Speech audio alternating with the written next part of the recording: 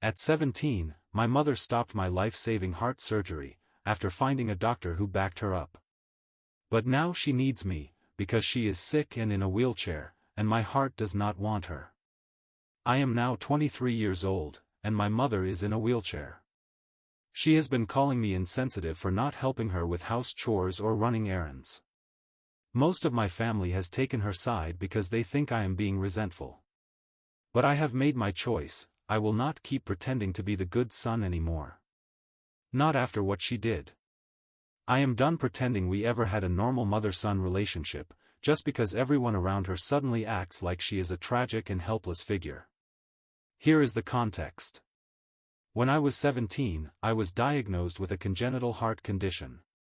I started getting dizzy all the time, short of breath even when doing nothing, chest pains. I could not even walk to school without having to stop. 3 different cardiologists told us I needed corrective surgery within a year, ideally in 6 months. Postponing it was not an option. It was a countdown. My mother said no, though not immediately. At first, she said we needed a second opinion, which I understood. Then came a third, then a fourth. And by the 5th doctor, she specifically chose someone who already claimed on YouTube that Western medicine was a scam. That doctor told her I did not need surgery, that I should just stop eating certain foods. Just to be clear, because it was never clear to my mother, I did not have gas. I had a damn heart problem that required surgery. But my mother clung to that answer like it was the absolute truth. Suddenly it was, see? They just want to make money off your body. Do not worry. This will pass. Well, it did not. She refused to sign the consent papers. Since I was a minor, I needed parental consent. They told her the condition could turn fatal without treatment, and she just smiled and said she was not going to let a hospital open her son like some kind of experiment. And it got even worse. The hospital tried to contact my dad, even though he had been absent since I was 11, hoping to get approval from another legal guardian. He answered once, asked how much it would cost, and told them to handle it without him. My next option was to try the legal route to get the surgery, but my mother blocked every attempt, stalling the process. So I had to wait until I turned 18. In the meantime, she dragged me to herbalists, chiropractors, and even a woman who waved crystals over my chest. I turned 18 in June, and by July I already had a consultation. In August, I was in surgery. The only reason I could afford it was because my school counselor's husband helped me apply for a medical loan. But it did not end there. The recovery was brutal. I had zero support. My mother kept saying I would regret it, and she refused to take me to follow-up appointments. I took public transportation to my checkups while on painkillers. When the surgeon told me everything went well, I just sat there holding it in. I think that was the day I stopped feeling anything for either of my parents. I already did not care about my father, and now my mother officially joined the list of people I no longer cared for. That was a few years ago. Now, here is what has happened. My mother has ALS. It has gotten much worse over the last 2 years, and now she uses a wheelchair full-time. She still lives alone in the same house I grew up in. Her sister used to help her, but she moved away. So now my mom calls me non-stop, saying things like, "You know I would do this for you," or, "How can you watch your own mother suffer?" Then she started guilt-tripping the rest of the family. Suddenly, I was getting messages from all kinds of people telling me I should understand how my mom feels. One aunt even told me that holding a grudge only hurts me and that it could affect my heart again. Let me be clear. Aside from blocking her, I am not holding a grudge. I just have no interest in taking care of her. She should go try a crystal treatment, like she did with me when I was dying. And I do not say that with resentment. I say it because if she believed in that back then it should work for her now. But no, I am not interested in being there for her. She had every chance to protect me when I needed her. And she chose, actively, not to. She ignored everything the real doctors told her.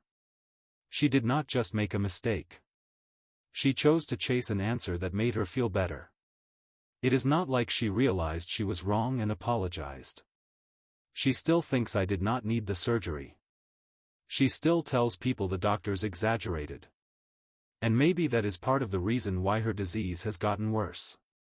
While I was dragging my body through school with a heart condition, watching the clock run out, she was more interested in browsing Facebook groups that confirmed her opinion. And my dad? He never said another word. He never called to see if the surgery went well. He never asked if I was okay. I do not even know where he lives now. So yes. I am not helping her. I do not go to her house. I do not run errands. And I do not reply to her messages. I have blocked most of the people who act like what she did to me was no big deal and who question my decision. She says, "You will regret it when I die." But I do not believe she would have felt any regret if it had happened to me. So no, I do not feel sorry. Do not come looking for me to help you. I am not interested. My intention with the original post was to use it as a way to vent, something you write to calm yourself down, that surely no one else will care about. But there are a lot of kind people out there willing to read the story of a stranger they do not even know or know where he lives. So, for all of you, here is an update. To clarify, even though I have had limited contact for years, I was still in touch. Sometimes she would write to see how I was doing, not because of my medical condition or birthdays or anything like that. I usually replied with maybe a, "Fine, thanks for asking." Everything I know about her and her illness comes from third parties, which is why I cannot give you details on whether she has sought traditional medicine or not for her condition. Either way, it is an incurable disease as far as I know. I want to admit that I exploded because I was tired of receiving messages asking me to take care of my mother, to go to her house and help her with some things, or even to move in with her. She currently has a part-time caregiver, but they cannot be with her all the time, and her insurance also does not cover 24-hour care. So, I sent out some documents I had about my condition to everyone, with the intention of sending a message like, "My mother left me while I was going through this. Now, do not come to me because she needs something." It turns out that many people had no idea what happened back then. My mother told them I had anxiety, that I was just being dramatic and easily manipulated by doctors. She never mentioned I had a heart condition, much less that surgery was required. She made it seem like I was just an overly sensitive kid obsessed with a problem that did not exist.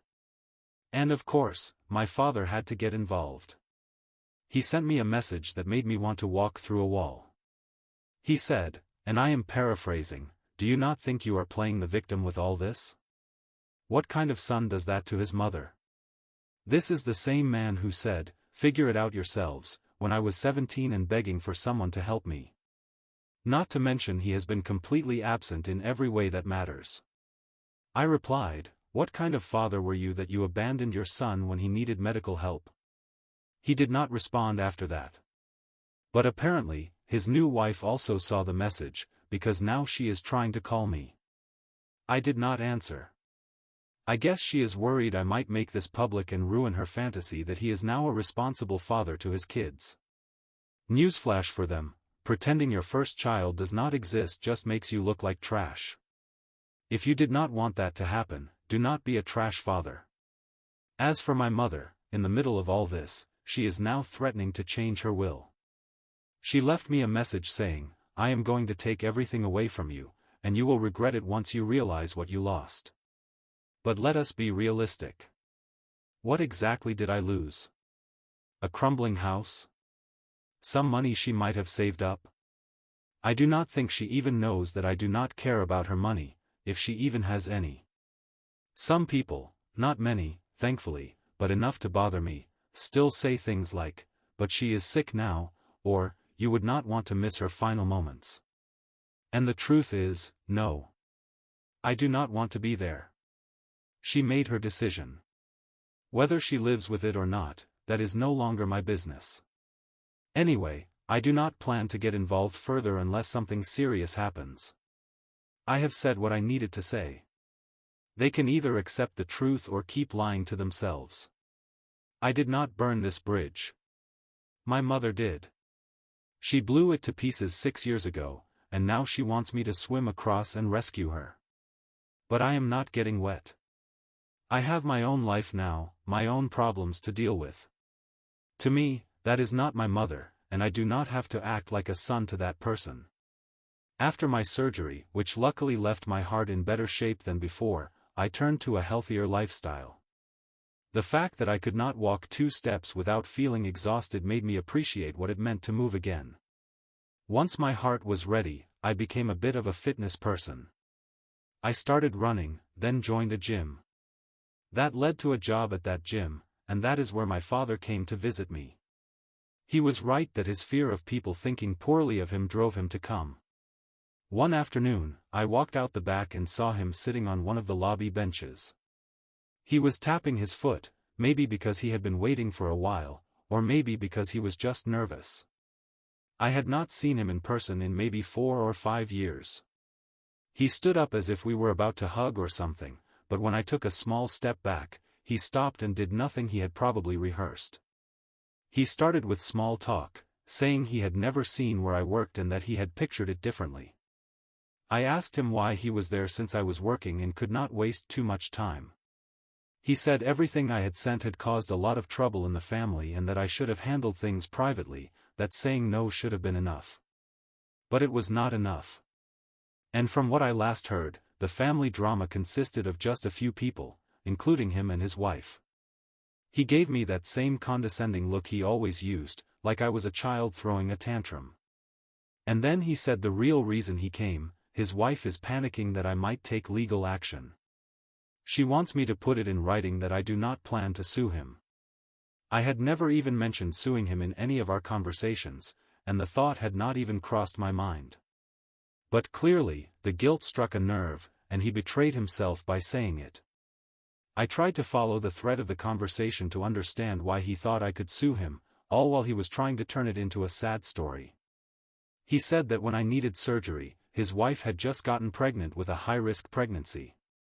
They were having financial problems, and I needed to understand why he had to prioritize them. In the end, he gave me all the idea I needed, because he thought I could sue him for parental abandonment. That had never even occurred to me, not even to my mother. After fighting with my lawyer to get the court order for the surgery before I turned 18, I did not want to hear anything more about lawyers. I just wanted to have the surgery and go back to being myself. I probably did not even get a good lawyer, because he never brought it up. In the end, I kicked him out like a stray dog that had wandered into the gym looking for food or water, making that gesture and sound people use. Then I felt bad, but not for my father, because when that happens and animals are not allowed at my job, I usually buy some food from the store next door and leave water out in the parking lot. But I did not do that for him. Later that night, my mother left me a voicemail. She must have heard what happened, because suddenly she was in "let's be reasonable" mode. She said she wanted to talk because she had an idea that could benefit both of us. I did not answer, but I listened to the message twice because I could not believe what I was hearing. She wants to give me her house. That is the proposal. She says she is thinking of transferring the deed early so I would have something for everything I went through. But of course, there is a catch. She wants me to move in with her, or at least be her full-time caregiver. She says that this way, we could both heal and move forward. But this is not a proposal. It does not benefit both of us. It is a trap. And it is not even a garbage compactor, where she wants me to step in knowing what it is. The house is not even fully paid off. It is old, small, and needs repairs. And she knows perfectly well that if I accept, I will be trapped paying utilities, repairs, medical costs. She does not want to make amends. She wants to regain control. She wants me to need her so she can turn that need into guilt. And maybe she is afraid no one else will take care of her. But that is not my problem. I have been in therapy for 3 years, and one of the first things my therapist told me was that someone's regret does not mean you owe them forgiveness, especially when the regret only shows up when they need something. I can at least say everything I pay for in therapy is proving useful. So no, I am not interested in her house. I am not interested in being her nurse, or her roommate. And I am definitely not interested in helping her look like a good person while she continues with the same old manipulations. You do not become good, or a victim, just because you are in a wheelchair. That is earned by being a good person over the years, not by trying to buy people with a house. And I know some will read this and say, but she is your mom, because I have already received those comments. But she is not a mom in any sense of the word. As for the lawsuit, the idea is now planted in my head, thanks to my father. I have to think about whether I want to go through with it or leave it all behind. Update 3. I knew something was going to happen when I did not respond to the house trap. My mother sent the police to my door for a wellness check. They said someone had filed a report with Adult Protective Services claiming I was neglecting a vulnerable person, my mother, and that she had no one else to help her. But my mother does not live here. She is not under my care. Still, the report was anonymous, and they had to check. I am quite sure who might have made the call. They looked confused when I explained that I do not live with her, have not in years, and am not legally responsible for her care. Even so, they said the report follows a standard process, and a social worker would have to follow up and speak with me. I thought it was ridiculous, but that is how taxpayer money gets wasted. I told them, bring her, I have nothing to hide. The social worker came a few days later and asked me a few questions. In the end, the social worker told me they would close the case. A few days later, I received a call from her nurse, or rather, her ex-nurse.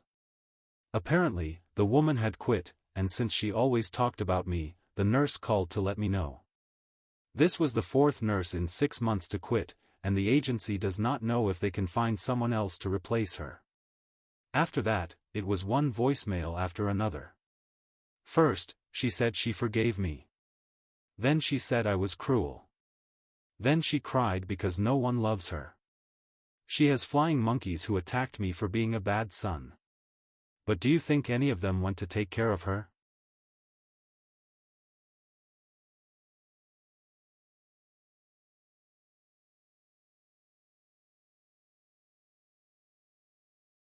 And if that was not enough, a few days ago I got a message on Instagram from someone I did not know.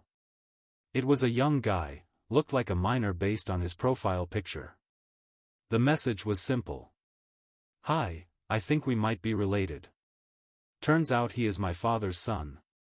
My half-brother. I had never met him before, to be honest. He said someone sent him my Reddit post, did not say who, probably another family member. Either way, he found it, read the whole thing, and wanted to talk. He said he never knew his dad had another son until recently. He said he was sorry for everything I went through and hoped I would at least be willing to say hi. I kept thinking about that message for hours and did not respond. Part of me was annoyed that he reached out. I know it is not his fault, but sometimes your head does not think rationally. Like, why now? Why me?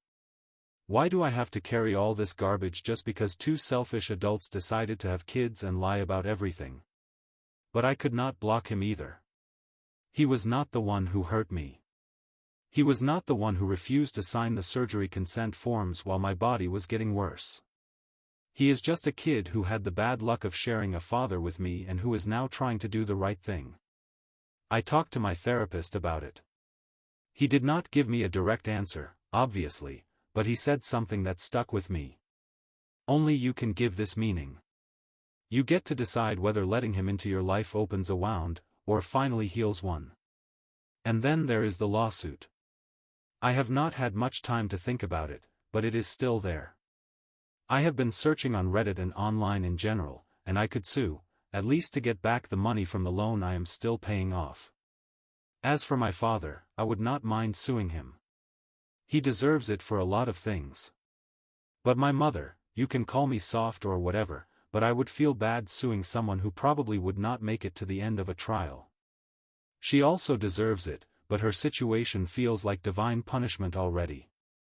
When I think about it, I imagine what the comments would be like, attacking me. Because if I do not want to take care of her now, suing her would make me look like the devil's child. Not that it changes my decision, but I find it curious. Update 4. I finally met him. After a week of back-and-forth messages and processing it in therapy, I agreed to meet my half-brother in person. Honestly, I did not know what to expect, and the whole thing made me a little nervous. But we are not that alike, and I do not mean physically, though we do share some features from our father, I mean in how we are as people. The kid sat next to me with a milkshake in one hand and said, "Hey, you don't owe me anything. I just wanted to meet you." He is 17. Quiet, but very aware. He said his mom and my dad told him about me recently, when all of this started, but without details. Just that it was complicated. Then someone in the family, he would not say who, sent him my Reddit post and the medical documents I had shared. He said it hit him hard and that he could not stop thinking about it. That he felt sick reading what our father had done, and even worse knowing it had been kept from him. We talked for almost 2 hours. Talked about everything. He said he could not imagine how our father could abandon someone like that. I told him not to make it his problem, that none of it was his fault, and that I did not expect him to pick sides or carry anyone else's guilt. But honestly, I really liked my half-brother. When I got home, I had 12 missed calls from my father. Turns out the kid told his mom about our meeting, and she told my father. My father is convinced I am trying to turn his son against him and ruin his new family's life. He says he is innocent, that I should not hurt him with all this, and that I should never have replied. I do not care if he is angry. As for my mother, she is out of control. Her new caregiver just quit after a few weeks. The agency has marked her as high risk for verbal abuse, and now she is having trouble getting assigned another one. I have made my decision regarding the lawsuit. And like I said, I am suing my father. I stand by what I said. Plus, I have now consulted a real lawyer, not just stuff from the internet, and my chances of suing my mother are low. Even though she refused to approve my surgery, she sought treatment, in quotes. She can easily argue that due to religious or spiritual beliefs, she did not accept the surgical option. Like when someone refuses a blood transfusion for religious reasons. Yes, it is absurd, but it might hold up in court. With my father, yes, because he basically walked away from me when he had a legal responsibility as my father and I was a minor. So we are moving forward with that. But it might take months, maybe even years, to get a verdict. So I am not holding my breath. Today, I talked to my therapist about meeting my brother. It has been a topic in our recent sessions. I will probably keep talking to him. He seems like a good kid. Update 5. I have a lot to share, but I want to keep it brief. The reason is that I just do not feel like writing here. I will not lie. I am doing this because I feel I owe it to you, but honestly, after almost 2 years, I had already moved on from all of this a bit. My mother died. Maybe about 2 months ago. Maybe 3. I have not counted exactly.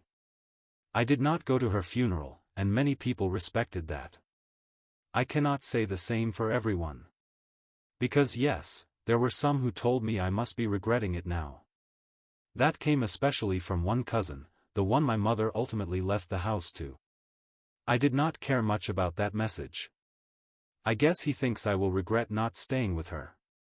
But I do not feel a single drop of regret. I know that this cousin's father, my mother's brother, was the one who helped her during her final months. And I think this cousin did too. So it makes sense she left the house to him when the time came. I have a relationship with my half-brother, something many people asked me about the last time I posted. It was not like that at first. Because my father punished him for reaching out to me.